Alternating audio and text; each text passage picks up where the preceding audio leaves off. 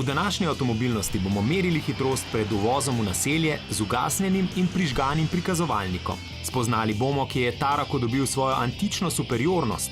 Povabimo pa vas na parkiranje z enim od favoritov izbora za slovenski avto leta 2019. In mimogrede, v tej oddaji bomo tudi flirtali. Pozdravljeni v avtomobilnosti. Pregled statističnih podatkov za 20 let pove, da je najbolj varen mesec januar, takrat je prometnih nesreč najmanj. Verjetno tudi zato, ker je to čas, ko je na cestah bolj hladno ali pa celo sneg in je naša pozornost bistveno večja kot sicer, mogoče tudi zato, ker je zato hitrost nižja, mogoče pa malo tudi zato, ker je to še čas, ko so naši spomini na novoletne sklepe, kaj bomo vse dobrega naredili v letu, ki je pred nami, še zelo svež. No, in po drugi strani najbolj nevarna meseca sta mesec oktober in november. Morda zato, ker še nismo prilagodili svoje vožnje od poletnih dni na tiste, ki pridejo, ko je ozračje malo bolj vlažno in ko so ceste oziroma podlaga malo bolj hladna. In pa morda ni naključje, da ravno meseca novembra zori vino in da je takrat tudi martinovo. Nikakor po naključju pa prav v teh rizičnih mesecih poteka preventivno raziskovalna akcija Skupaj umirjamo promet. Ta na zelo premišljeno izbranih mestih postavi hitrostne table, ki zbirajo zelo veliko zanimivih podatkov. Sistem za umirjanje hitrosti je sestavljen iz prikazovalnikov hitrosti Vivozite, ki merijo hitrosti vozil. Podatke o hitrostih pa pošiljajo prek mobilnega omrežja na strežnik, ki vsebuje sistem za obdelavo in prikaz podatkov. Statistika zbranih podatkov je na voljo tako policiji in redarskim službam, kot tudi občinam in šolam, ki podatke prek svojih portalov posredujejo javnosti.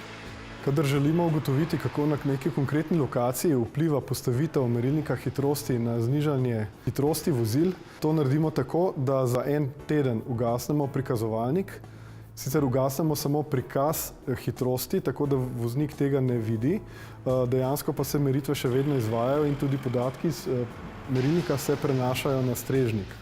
Potem pa po preteku enega tedna prikaz podatkov oziroma hitrosti ponovno vključimo in zopet zbiramo podatke en teden in potem po izteku tega tedna med seboj primerjamo dobljene rezultate. In pokazalo se je, da je delež manjšanja 10 odstotnih točk v prid zmanjšanja hitrosti. V 3 sezonah akcije Skupaj umirjamo promet smo v bistvu po celotni Sloveniji postavili že 44 prikazovalnikov hitrosti. Gre torej za dolgoročni projekt. Zavedamo se namreč, da spreminjanje voznih navad oziroma same vozne kulture ni nek tek na kratke proge, ampak bi lahko rekli, da gre bolj za maraton. V sklopu teh akcij gre naprej tudi raziskava in seveda kaže na to, kako vozniki reagiramo, kako lahko izboljšamo svoje vedenje ne samo na cesti, ampak tudi recimo na kakšnem simulatorju in to prenesemo v prakso. Velika posebnost tega raziskovalno-preventivnega projekta Skupaj umirjamo promet je pravzaprav v razumevanju problema in tudi v iskanju drugačnih rešitev. Ko govorimo o preventivnih akcijah, le redko kdaj lahko ugotovimo, kateri ukrep v resnici najbolj učinkovito spreminja naše vozniške navade. Skupaj umirjamo promet pa je prepoznal velik izziv prav v natančno zbranih podatkih o tem, kako na točno določeni lokalni točki v točno določenem času neko število voznikov vozi. In to smo prepoznali kot velik izziv zato, da začnemo z vozniki na različne načine komunicirati in poskušati vplivati na njihov vozniški slog. Vozniki po nekem določenem času oziroma obdobju, ko pač dobijo ta prikazovalnik hitrosti v svoje okolje, mogoče nanj niso več toliko pozorni. Zaradi tega smo se odločili, da jih še dodatno nagovorimo. Ugotovili smo, da na voznike nekako bolj vpliva lokalna komunikacija. V naših meritvah za kar 50% bolj učinkoviti so. Lansko leto smo z vami komunicirali prek velikih obcestnih plakatov, gigantov in smo napisali recimo, v prejšnjem mesecu je v Sevnici po Melanijini aveniji še vedno prehitro vozilo 30% voznikov. No, rezultati so bili kar dobri, solidni lahko rečeva. Prehitri vozniki oziroma delež prehitrih voznikov se je na teh mestih znižal za 5 odstotnih točk. No, letos pa smo komunicirali prek radijskih postaj. Lokalnih radijskih postaj. Saj namreč zanimivost projekta Skupaj umirjamo promet je, da poskuša voznike doseči na najbolj oseben lokalni način. Saj je dokazano, da taki ukrepi tudi najbolj trajno rešujejo problem prometne varnosti. Ni pa to konec akcije. Prihodnje leto bomo z vami komunicirali na kakšen drug način. Pričakujte nekaj novega. Zato, ker smo ugotovili, da pozornost tudi voznikov moraš vedno znova iskati, tako z jumbo plakati oziroma obcestnimi panoji, kot prek lokalnih radijskih postaj. Ampak na koncu bi si pa želeli, da bi nogo s plina umaknili sami in se začeli zavedati, kako pomembno je, da vozimo previdno, varno in po predpisih. Z akcijo Skupaj umirjamo promet nameravamo nadaljevati tudi v prihodnje, tako da bi ob tej priložnosti povabila vse gledalce oddaje Avtomobilnost, da predlagajo, kje bi bil ta prikazovalnik hitrosti v njihovem lokalnem okolju najbolj potreben.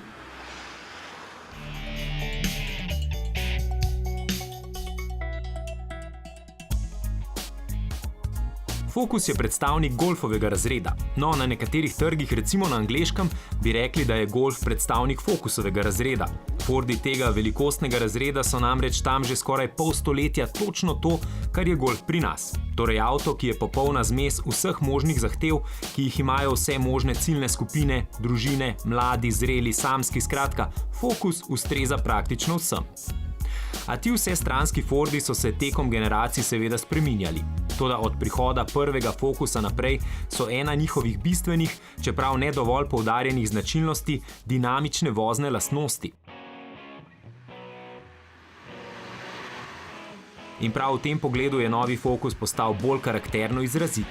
To je zdaj še bolj dinamični avto, živahen, predvsem pa je z njim nadvse prijetno ovinkariti, za volanom res čutiš, kako je avto uravnotežen, kako voljno se spusti v ovinek, kako stabilen je v njih.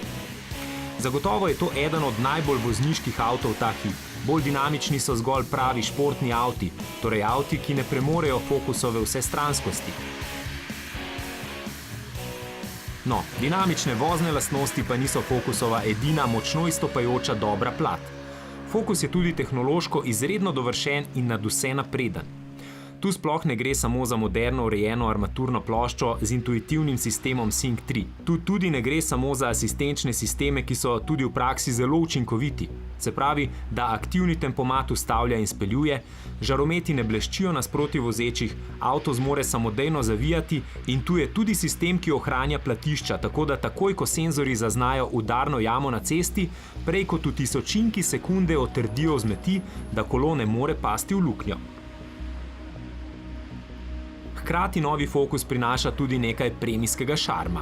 Nikakor nočemo reči, da je Focus premijski, a tako kot Golf po novem tudi Focus navdušuje tiste, ki se čez mesec bolj enostavno prebijajo. Njim je na voljo različica Vignale, a naj bo jasno, da glavne Focusove prednosti niso odvisne od tega, koliko dodatne opreme zmorete dokupiti.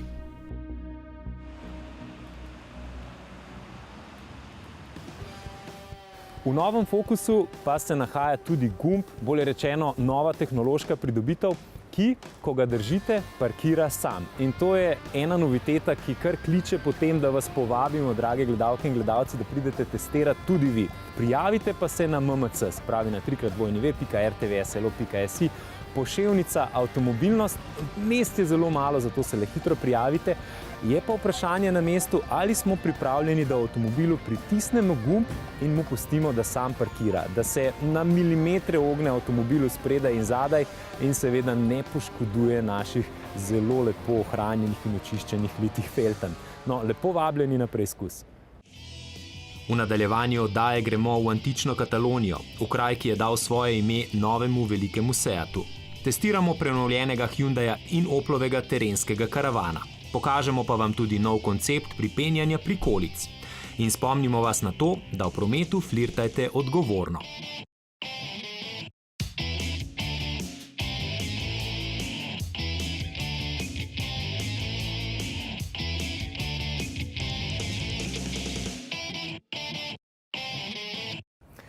Alhambra je poznana po slovitem dvorcu pod Sierra Nevado. Leonu pripada središče mesta.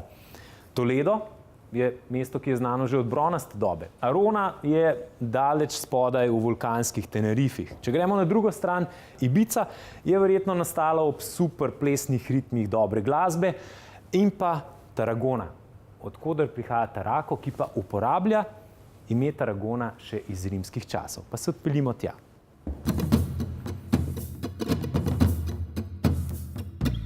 Poglejte ga. Je velik, mogočen, toda a si predstavljate, da bi se imenoval Seat Tarragona? Kajti kot je v navadi, imajo Seatovi modeli imena po španskih mestih in ta velikan je svoje ime dobil v Tarragoni, v mestu 100 km južneje od Barcelone. A če bi šlo za Tarragono, bi šlo zagotovo za kakšno dinamično in vročo strastno Španko. No, točno zato mu je ime Tarraco. For the car itself, Tarraco feels better because, of course, Tarraco gives a sort of sensation of feeling of strength, right? Of robustness. At the end of the day, we think the name really fits with the car. In da bo zabeleženo, kako se pravilno naglasi. Tarraco is the right pronunciation. Pri zamenjavi Tarragone za Tarraca pa vendarle ne gre za goljufanje sistema poimenovanja.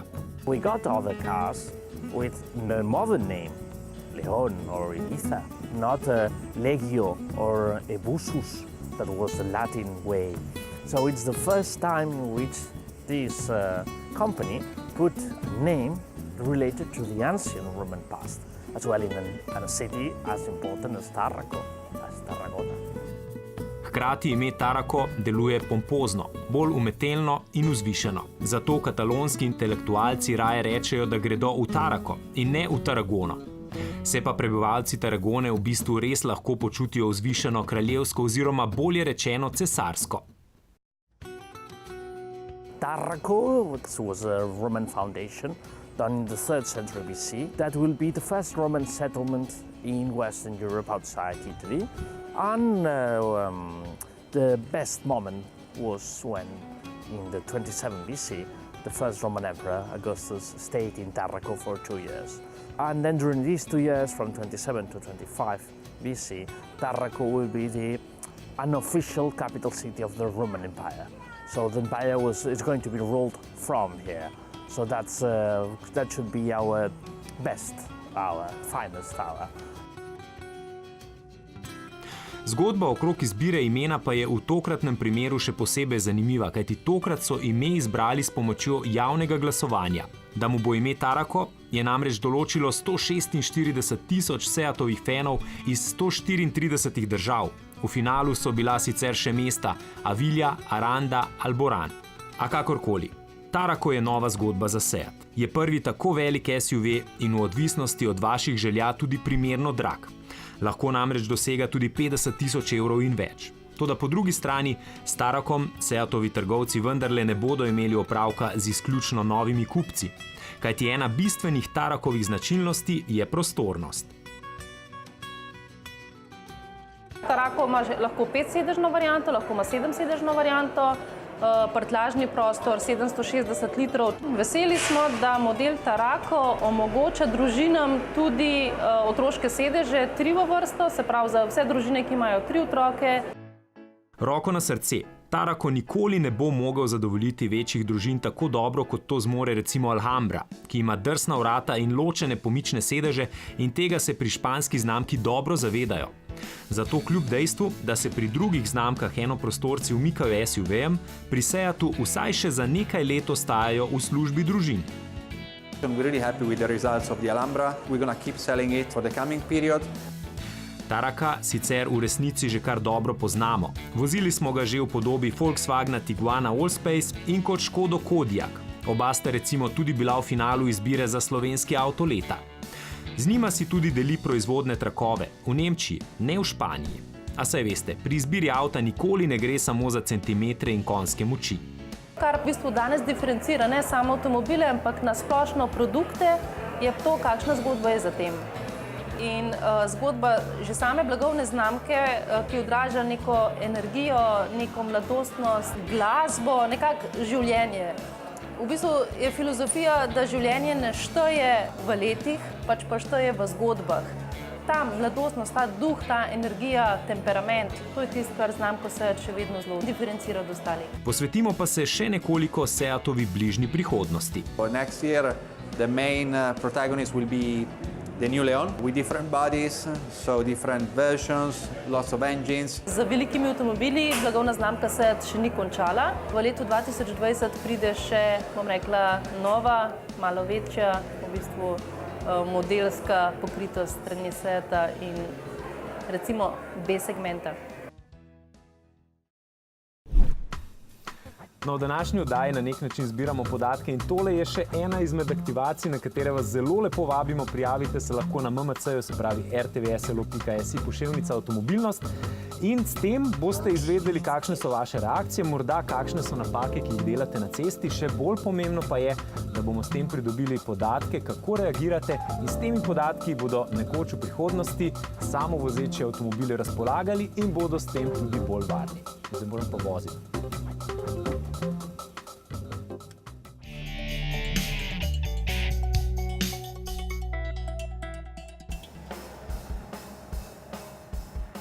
Že davno preden se je začela euforija z SUV-ji, so pri Hyundaiu naredili avto, ki za razliko od njihovih drugih terencev ni bil narejen, da bi se naokoli vozil ves čas umazan. Takrat smo začeli govoriti o cestnih terencih, o tudi športnih terencih, o SUV-jih, a ti urbani avanturisti so se od takrat naprej izredno močno spremenili. Vsekakor današnji Tucson ni namenjen predvsem lovcu, ki ima veliko cestnih voženj. Med njegove stereotipne kupce bolj spadajo mame. V Tucsonu svoje otroke na popoldanske aktivnosti peljejo bolj udobno, jim je pa pri tem verjetno še bolj pomembno, da v Tucsona vstopajo brez zagat tudi takrat, ko oblečejo tisto bolj seksi krilo in obujajo visoke pete. In ja, Tucson je postal tudi družinski avto. Za razliko od prvega Tucsona, ki je imel prtljažnik velik samo toliko, da so šli vanj motorna žaga, gojzarji in klobuk, je novi Tucson zlahka kos tudi poletnemu pakiranju za kampiranje. In zadnja klop je dovolj prostorna, da se bosta otroka dobro počutila tudi takrat, ko se bosta v najstniških letih raztegnila do odraslih mer. Tokratna prenova sicer ni prinesla bistvenih sprememb. Klasične evolucijske oblikovne popravke je res da moč hitro zaznati, toda bolj pomembno se nam zdi, da je izboljšala že znane elektronske sisteme. Aktivni tempomat po novem tudi ustavlja in speljuje, samodejni menjalnik je prestavljal točno tako, kot smo želeli, in ta klasična generacijska posodobitev je Tucsonu prinesla tudi vse aktualne sisteme, ki spadajo v moderen avto, na primer CarPlay. Avto je družine sicer že prej prepričal, zdaj pa še toliko bolj.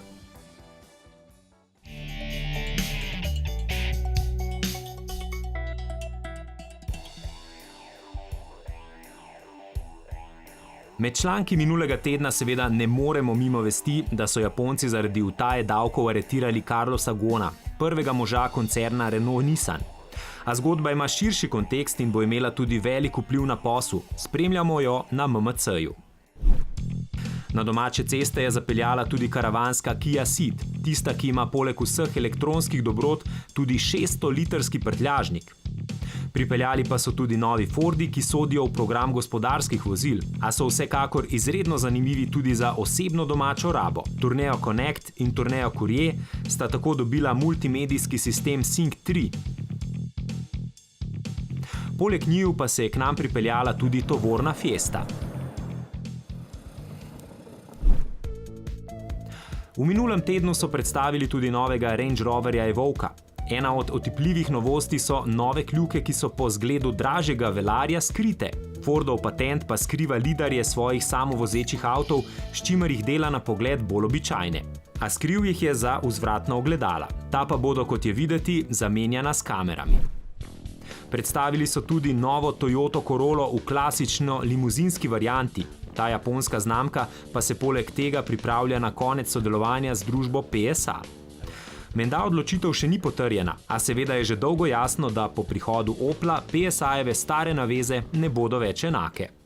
Evropski parlament je izglasoval več pravic za potnike na vlakih, več odškodnin v primeru zamud, od prevoznikov pa tudi zahteval, da na vlakih zagotovijo v vseh primerih dovolj prostora za kolesa. Volkswagen pripravlja prostor v svojih tovarnah za električne modele.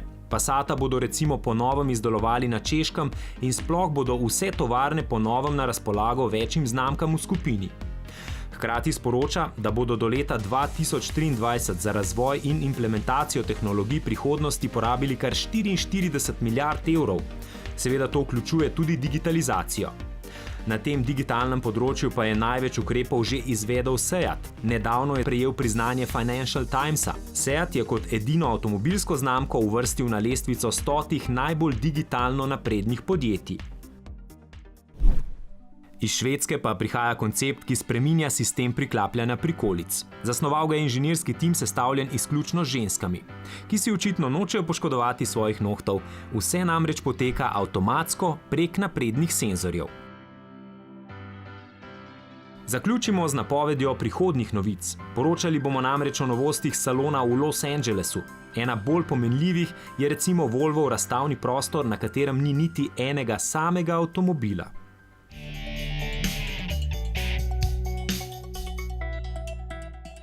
Tudi tokrat pa z veliko pomočjo naših ambasadorjev o ekipnem vozniškem duhu. In o tem, da je treba na cesti biti pozoren, zbran in s pogledom pri stvari. Tudi ko se flirta.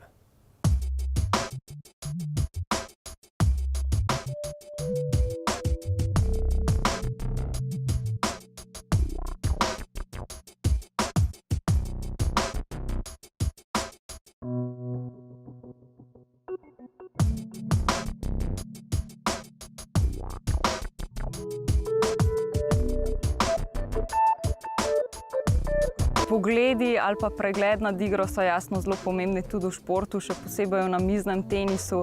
Jaz sem imela za mizo zelo en tak značilen, tipičen, resen pogled, ki ni izražal ničesa in zaradi tega tudi dobila nekako vzdevek poker face pa ledena kraljica. In ja, jasno, iz pogleda se da človeka zelo dobro razbrati, tako da če v športu želiš biti uspešen, je dobro znati brati ljudi, po drugi strani pa tudi skrivati čim bolje to, kar pač si sam misliš.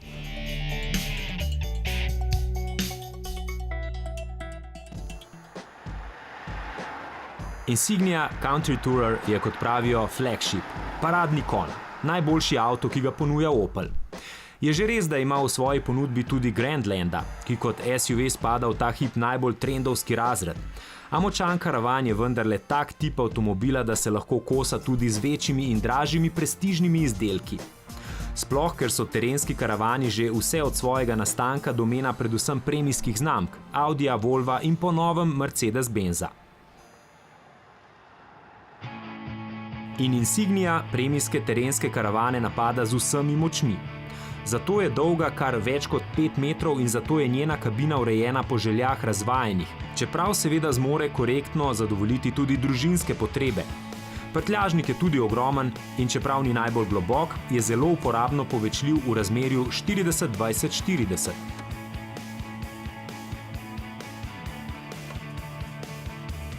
Insignia navduši tudi z voznimi lastnostmi. Hvalimo dejstvo, da štirikolesni pogon avta ni preveč otežil. Ta karavan v dinamično odpeljanih ovinkih deluje zelo uravnotežen in ubogljiv. Različic z ročnim menjalnikom pa sploh ne glejte. V tem razredu je samodejni menjalnik že zdavnaj postal standard. Še posebej pri avtih, ki hočejo biti nekaj več. In tokrat preizkušeni samodejni menjalnik z 8 prestavami deluje odlično.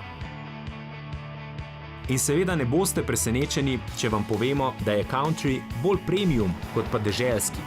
Avto je recimo oddaljen od tal povsem običajnih 15 cm. Tudi njegovi previsi ne vabijo na močno razgiban teren, a luknje na običajnih makadamih požira vzorno, zato boste z njim radi ubirali bližnjice in se izogibali zastojev. Insignia Country Tourer je seveda od terenskih karavanov premijskih znamk občutno cenejša. To je seveda privlačno, koliko pa se nižja cena čuti v praksi, boste morali preveriti sami. Gibljamo se namreč v avtomobilskem razredu, kjer sta razum in pa čustva pogosto skregana.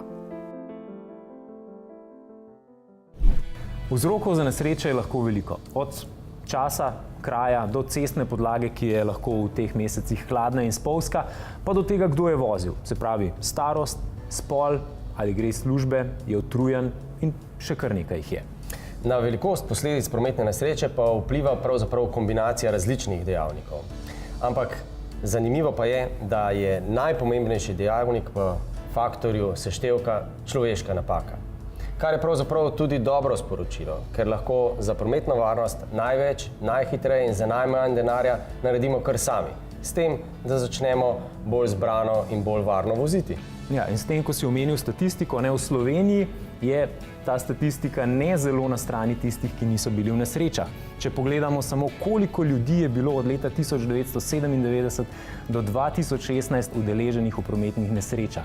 723 222 nesreč se je zgodilo z 1 300 000 udeleženci, kar pomeni, da je to več kot polovica prebivalstva. In tega bi se morali resno zavedati.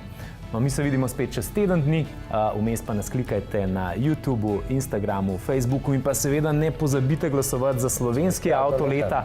Vsak teden lahko oddate svoj glas in finalista oziroma finaliste pomagate izbrati tudi vi.